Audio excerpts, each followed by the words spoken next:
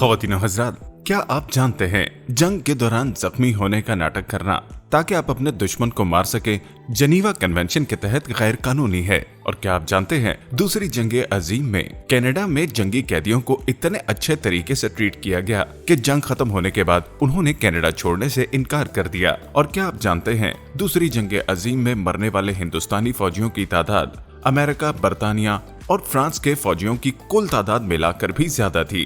ख़वातीन और हज़रात, आप देख रहे हैं उर्दू बुक समरीज और आज जिस किताब की समरी लेकर हम आपकी खिदमत में हाजिर हुए हैं उसका नाम है ऑन वॉर। तारीख में मिलिट्री स्ट्रेटजी और थ्योरी के अजीम कामों में से एक है जिसे आर्ट ऑफ वॉर जैसी अजीम किताबों के बराबर हैसियत हासिल है। ऑन वॉर को पर्शियन जनरल कॉल वॉन ने नेपोलियन जंगों के बाद लिखा था। कॉल्सविट्ज़ से देखकर हैरान रह गया कि नेपोलियन ने यूरोप पर किस तरह मुकम्मल गलबा हासिल कर लिया था और किस तरह जदीद जंग की नौयत को बदलने के लिए जाहिर हुआ था, जिससे यूरोप ने इससे कहीं ज्यादा बड़े पैमाने पर जंग का आगाज किया था। इस तरह ऑन वॉर का एक मकसद जंग को इसके अज्जा में तकसीम करना है ताकि जंग का एक जामिया नजरिया तैयार किया जा सके। क्लाउज़विट्ज़ ने वसी जमहूरी हुकूमत से पहले और करूना वस्ता के बाद मगरिब में अजीम साम्राज्य कौमी रियासतों के दौर में इसे लिखा। इस तरह ऑन वॉर रियासतों के दरमियान फौजी तनाज़ात से मुतल्लिक है। ये सिविल वॉर्स, बगावत, अलहदगी या दहशतगर्दी के तनाज़ात पर बात नहीं करता। क्लाउज़विट्ज़ मैदान जंग, फौज की तश्कील, लड़ाइयों और जंगों के दरमियान ताल्लुक, फौजी रहनुमाओं और फौजियों के किरदार और इसी तरह के क्लासिकल मसाइल पर गुफ्तगू करता है। इस वीडियो में आप सीखेंगे टेक्स्ट और स्ट्रेटजी किस तरह वाज़े तौर पर मुख्तलिफ हो सकती है। माजी की लड़ाइयों का मुतालिया करते वक्त नाकदीन अक्सर गलत अंदाज क्यों इख्तियार करते हैं और जंग में दलेरी किस तरह फायदा और नुकसान दोनों पहुंचा सकती है। इस किताब का सबसे पहला टेक अवे है war is about disarming your opponent through force and it requires great presence of mind. इससे पहले कि हम 19वीं सदी की जंग की अहम मौजू पर गौर करें, आइए हम आपको बताते हैं कि इस किताब में ऑन वॉर को 4 हिस्सों में तकसीम किया गया है। पहला हिस्सा जंग के लिए मुतफ़क्का डेफिनेशन कायम करने से मुतल्लिक है, दूसरा हिस्सा थ्योरी और क्रिटिसिज्म से मुतल्लिक है, जबकि तीसरा और चौथा हिस्सा टैक्टिक्स और स्ट्रेटजीज के बारे में है। पहला सवाल यह है कि जंग क्या है। मुसन्निफीन ने इसे इसके सबसे बुनियादी अनासर पर बात करते हुए कहा है कि जंग बुनियादी तौर पर एक लड़ाई है जो बड़े पैमाने पर की जाती है और इसका मवाजना एक रेसलिंग मैच से भी करता है। इसमें हमारे पास 2 फोर्सेज हैं, हर एक दूसरे को अपनी मर्जी के मुताबिक झुकाने की कोशिश करती है।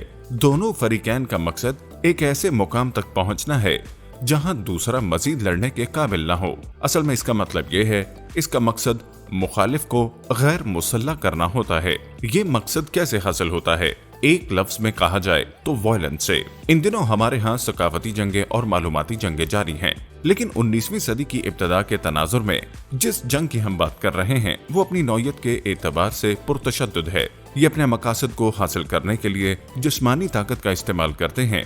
ज्यादातर हिस्से के लिए हम अब भी 2 फौजों के बारे में बात कर रहे हैं जिनमें सिपाहियों के कॉलम हैं जो मैदान जंग में एक दूसरे के खिलाफ लड़ रहे हैं। क्लाउज़विट्ज़ दूसरे तरीकों से जंग की तारीफ जारी रखे हुए हैं। उन्होंने कहा जंग कोई सिंगल बैटल नहीं है और न ही एक आइसोलेटेड इवेंट है। हर जंग के लिए इवेंट्स और सियासी फैसलों की एक पिछली कहानी होती है जो लड़ाई का बायस बने। लिहाजा हम जंग को बाहमी कार्रवाइयों के मामले के तौर पर देख सकते हैं। इसका मतलब ये है रास्ते का हर कदम, हर फरीक दूसरे के खिलाफ रद्द-ए-अमल का इजहार कर रहा है। हर फरीक को यह फैसला करना चाहिए कि किस तरह बेहतरीन रद्द-ए-अमल जाहिर किया जाए। इस किताब का दूसरा टेक अवे है tactics are the science of war while strategy is more of an art. अब हम टेक्स्ट्स और स्ट्रेटजीज के दरमियान अहम फर्क को समझते हैं। जैसा कि क्लाउज़विट्ज़ ने इसकी तारीफ की है, टैक्टिक्स एक ऐसा शोबा है जहां हम थ्योरी को अप्लाई कर सकते हैं। टैक्टिक्स में वसी चीजें शामिल हैं जैसे ट्रेनिंग, मशकें और ये यकीनी बनाता है कि आपके सिपाही तैयार हैं।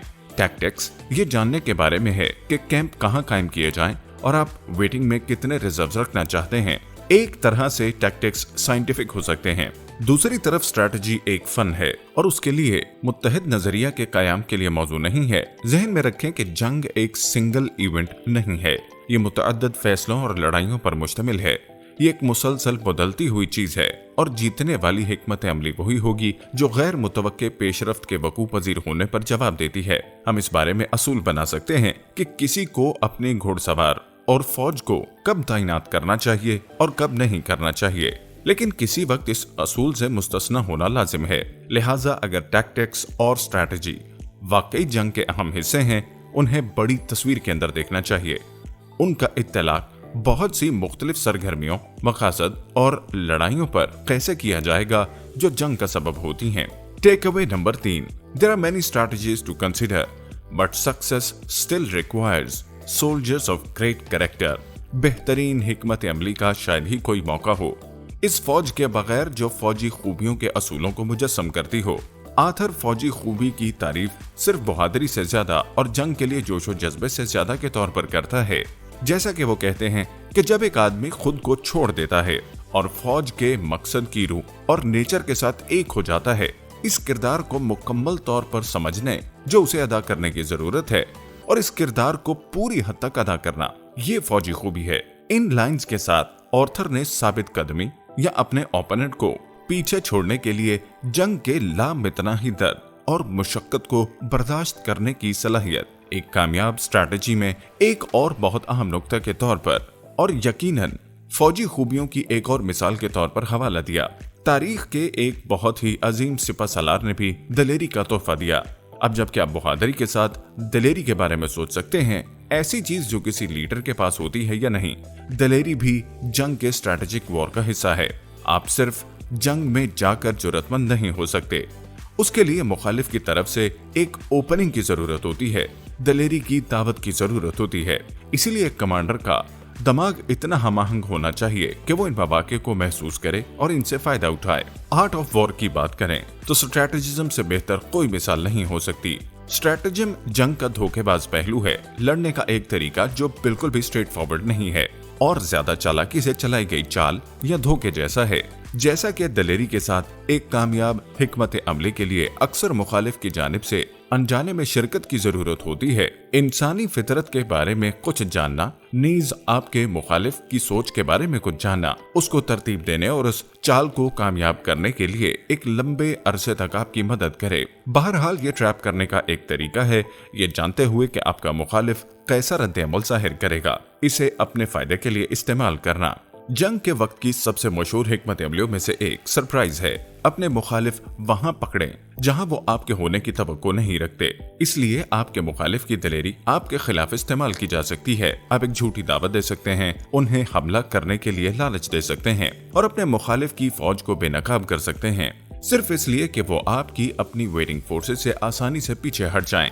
लड़ाई के इस तरह के मुनहरिफ जराए आमतौर पर उस वक्त इस्तेमाल किए जाते हैं जब दूसरी हिकमत अमली नाकाम हो जाती है, लेकिन जब यह परफेक्शन तक पहुंच जाता है तो एक क्लेवर स्ट्रेटजी शोले को दोबारा जिंदा करने और जंग की लहर को आपके हक में मोड़ने का असर डाल सकती है। Take away number 4, victory is achieved through more than just physical losses. चूंकि मुसन्निफ की मौत के बाद ऑन वॉर नामुकम्मल थी, इसलिए यह जानकर हैरत की बात नहीं होगी कि आखिरी हिस्सा बाकी तीनों से काफी छोटा है। यहाँ मुसन्निफ जदीद जंग की खसूसियात के बारे में बताता है। अब यकीनन जब मुसन्निफ जदीद जंग के बारे में बात करता है तो अर्ली 19th सेंचुरी की जंग के बारे में बात कर रहा है। यह वो वक्त था जब दो अफवाज एक दूसरे से तकरीबन एक दिन के मार्च के लिए डेरे डालकर मैदान जंग में उतरे।